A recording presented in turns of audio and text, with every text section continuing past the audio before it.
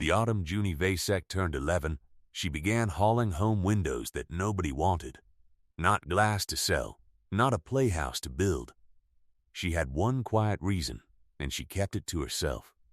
Every few days she pushed a handcart down the county road and came back with another wood-framed sash pried out of some condemned barn. The panes were cracked at the corners, gray with old putty, heavy as a gate. She stacked them behind the house until the pile threw a shadow of its own, and the whole county watched her do it. Down at the feed store they laughed. A girl building a junk heap, they said. Del Hruska leaned on the counter and told her father the child had gone magpie, collecting shine. Her uncle, Marian Vasek, was tearing the very same sashes out of the old dairy barn, and he called her stack a pile of trash set down where the neighbors could see it. Junie did not argue. She only asked each time whether she might have the ones he was throwing off. He let her take them. It was easier than carting them to the dump himself. What the laughers did not know was how thin the ground under the Vaseks had worn. Their whole living came off 5 acres of truck garden. Beans and lettuce and late greens they carted to town. Every year the first hard cold killed that garden in a single night, weeks before the tax note fell due in December. Weeks with nothing coming in. They had run short 4 years straight. That spring the county had begun to read the Vasek acreage aloud at the courthouse, as clerks read land that is quietly slipping away from the people on it. The note that year stood at $38, owing the week before Christmas. $38 the garden could never earn once the cold had taken it. Her mother, Ada, worked the sums at the table with a stub of pencil and came up short every time she tried. Junie watched her do it. She was 11, and she had already learned that a number could sit on a house like weather on a field. She could still see the year before plainly in her mind. The tax man had come out in a clean coat and stood at the gate with a folded paper, and her mother had gone very quiet and very polite. The garden behind them had been a black ruin from the frost the week prior, every plant folded down and gone to rot. That was the picture Junie carried through the whole of that autumn, the clean paper at the gate and the ruined ground behind it, the two of them arriving together every single year.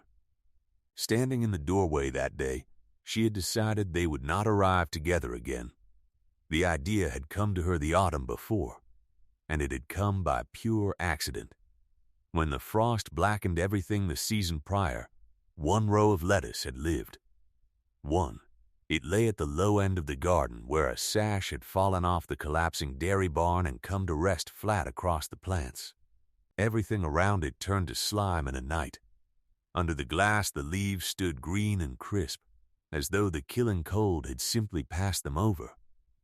Nobody else had bent down to look. Junie had. She had not stopped turning it over in her mind since. She could not have named the science, but she puzzled out the shape of it by watching. The sun came through the glass by day and warmed the dark soil beneath. At night the ground gave that heat back slowly, and the glass held it close instead of letting it rise off into the open sky. The dirt itself was the thing that stored the warmth. The glass only kept it from escaping. That was why the covered row had survived. The soil under it never fell to the killing point, even when the air above it did. So she set out to build the accident on purpose. 4 beds behind the house, each roofed with the salvaged sashes, each a small trapped pocket of warm ground the cold could not reach into. If it held, the greens would keep growing into December, when no one else for miles had a leaf to cut. And live greens in December, she reckoned, would fetch 3 times what they brought in July. Before she trusted the whole plan, she tested the smaller half of it. She sank her mother's milk thermometer into the soil of the one bed she had finished, left it overnight beneath the closed sash, and read it at first light against the open air outside. The ground under the glass sat warmer than the yard every time she checked, by 10 degrees and sometimes more. It was a small reading, taken by lantern in a cold yard, but it was the first solid proof she had that the accident could be built on purpose. She stopped doubting after that. Building them cost her more than labor. Marion would not lend the wagon. He said he would not haul a child's foolishness across the county for her, so she moved every sash by handcart, 1 or 2 to a trip, a mile each way. Her palms blistered, and the blisters went to callus. She dug the beds down a full spade deep and banked the sides with earth to hold the heat in. She set the frames over the top and packed the seams with clay so the warmth could not leak away at the edges. Her mother was ashamed of the pile. Ada asked her, more than once, to at least stack the glass where the road could not see it. Junie moved it once to please her, and then moved it back, because the beds had to face the open south and there was no hiding 4 glass roofs in a bare autumn yard. The neighbors drove past slowly. Some of them slowed down further just to look. Not all of them were kind about it. One afternoon, 2 men from the feed store leaned on the fence while she banked a bed and asked, loud enough to carry, whether she was building a glass palace for a patch of weeds. Junie stood her shovel upright and looked at them. She did not have a clever answer and did not reach for one. "Come back in December," she said, "and buy your salad off me like everyone else will." They laughed and drove off. She turned and banked the next bed. One evening, Marion stopped his truck at the fence and studied the beds a long while.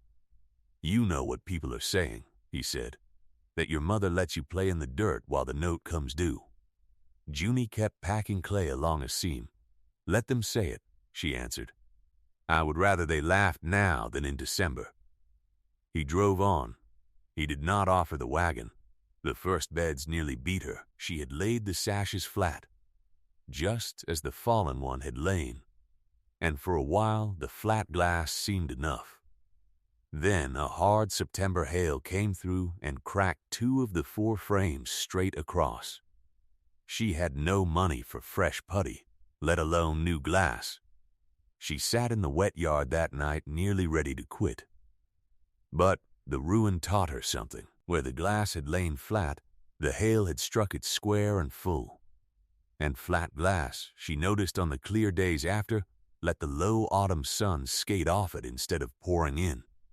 So she propped the mended frames at a slant tip toward the south, and 2 good things happened at once. The slanted panes shed the next hail, and they caught the low sun full on, so the beds ran warmer than before. She had found the right angle only by losing 2 windows to learn it. There was a second trap she had to meet the hard way. On a bright, still afternoon, she came out to find the greens in the warmest bed gone limp, wilting in air that had climbed near 90 degrees under the shut glass. The very trap that saved the night warmth could cook the crop by day. After that, she propped each frame open a hand's width every clear morning and closed it again at dusk. She learned to read the sky before breakfast because the beds could not read it for her. She did not guess at the calendar. Either at the courthouse, a clerk turned up a worn farm bulletin that listed the average date of the first killing frost for their township. It was a number anyone could have asked after, and almost no one ever did. Early October, most years.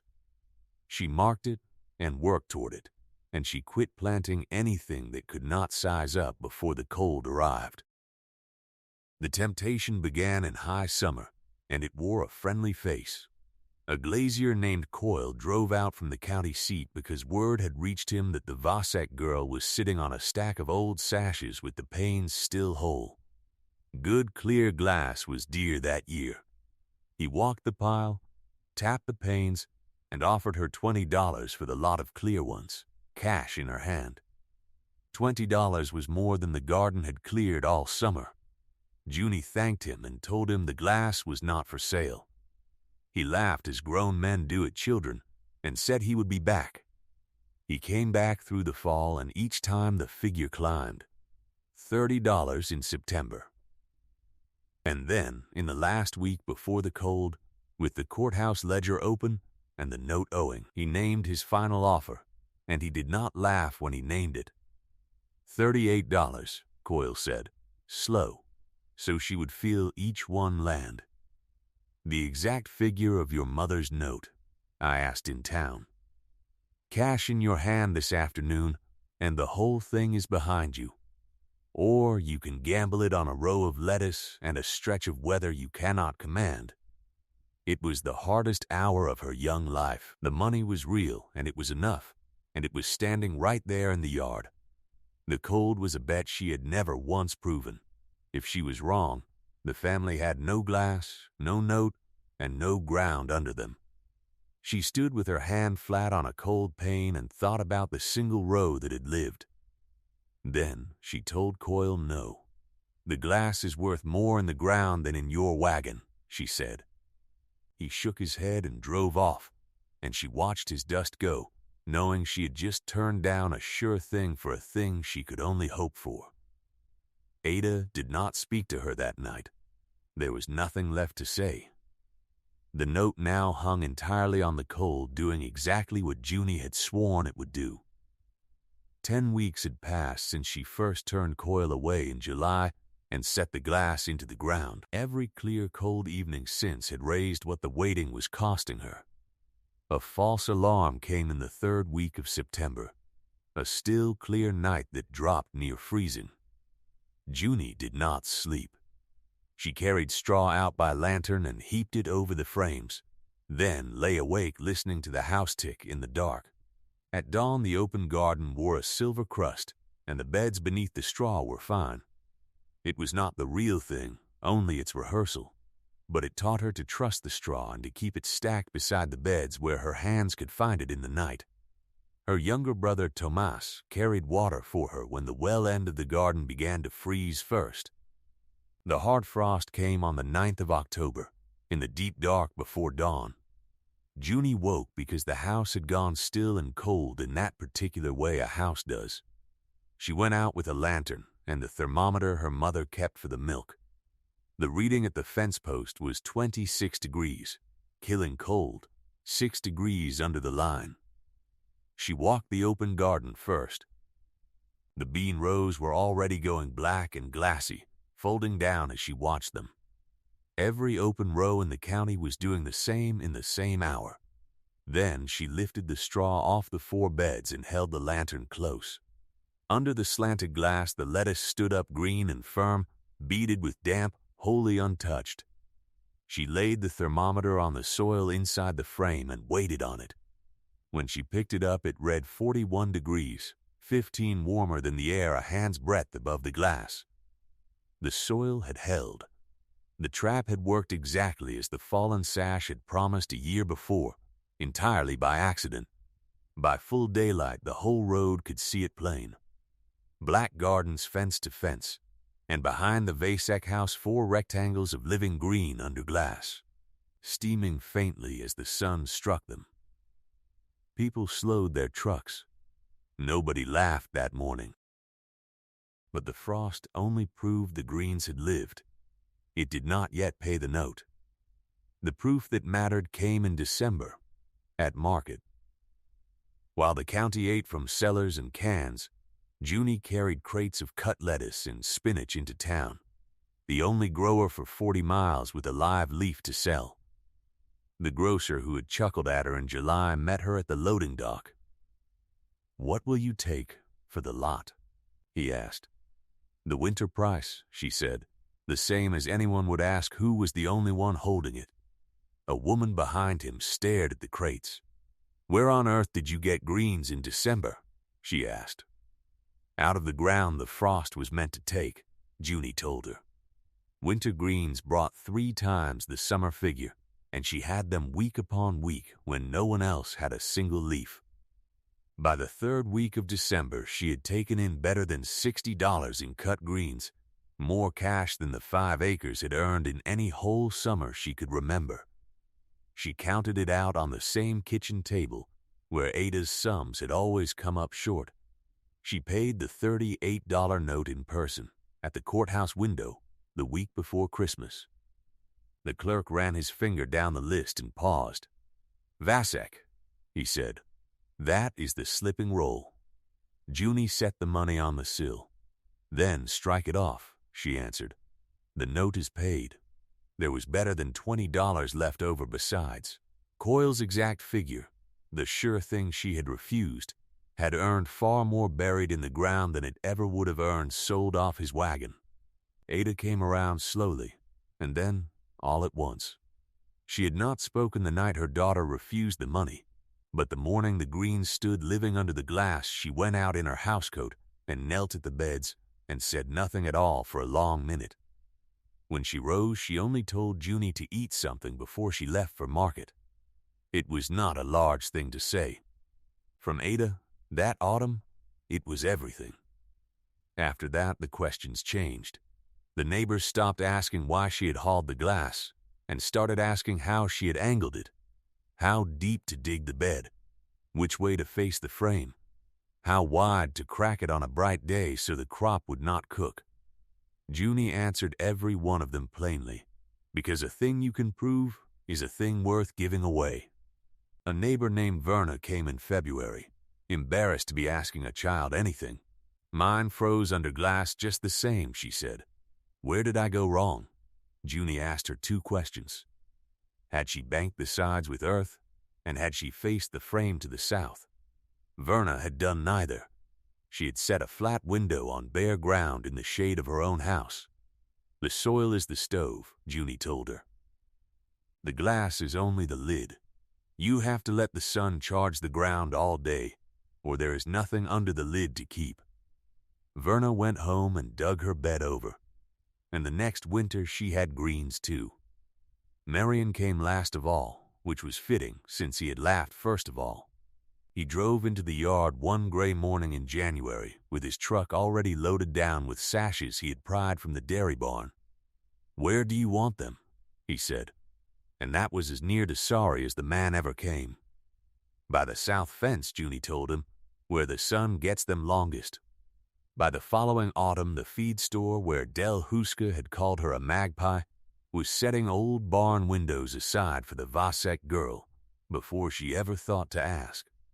People in the county told the story for years after, and they mostly told it as luck, a girl who happened to guess a cold winter right. But there was no luck in any of it. Junie had read a single living row where everyone else had seen only the dead ones around it. She had spent blistered weeks at it, turned down sure money twice, and lost 2 windows learning the angle of the sun. The cold did not save the Vasek ground. The cold only revealed what one child had already built to meet it. She kept the beds going the rest of her growing up years. And she added to them, until the run of glass roofs behind the house caught the low winter light like a quiet stretch of water. The tax note was never a terror in that house again. And the sashes the county had been ashamed to leave standing in its condemned barns went, one wagon load at a time, into the warm ground of a girl who had only looked closer than the grown men laughing at her fence. That is the whole of it, from the first load of laughed at glass to the last note paid in full. If a story about a child who trusted a cold morning and a pane of old glass is the kind you favor, subscribe and follow along wherever you are watching from. And stay for the next one, because we tell these quiet ones every week. And before you go, tell us this. If a neighbor had counted the exact dollars of your debt into your hand that afternoon, certain and done, and all you held against it was 1 green row and a stretch of weather you could not command, would you have taken the sure money and cleared the note, or would you have buried the glass and waited on the frost, the way Junie Vasek did?